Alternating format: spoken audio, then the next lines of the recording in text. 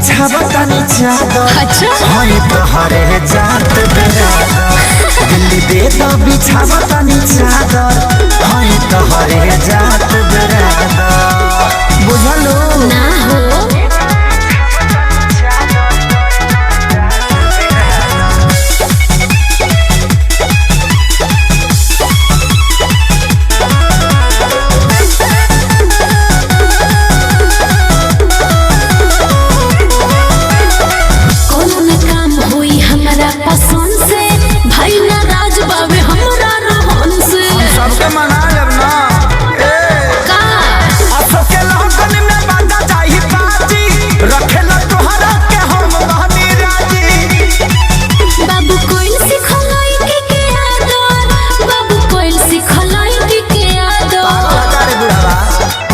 दिल्ली दे तो बिछावतानी चादर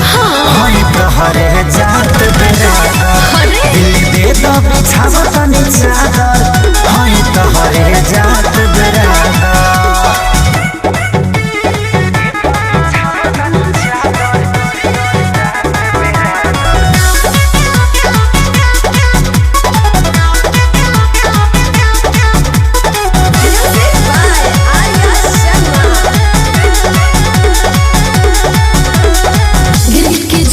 बदल ले रंग हो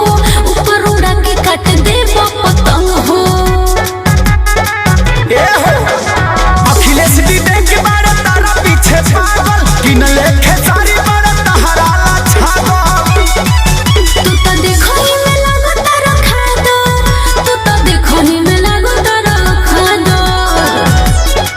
तो दिल्ली दे तो बिछावतानी चादर अच्छा हई तोहरे जात बेरादर तो दिल्ली दे तो बिछावतानी चादर हई तोहरे जात बेरादर तो दिल्ली दे तो बिछावतानी चादर हई तोहरे जात बेरादर दिल्ली दे तो बिछावतानी चादर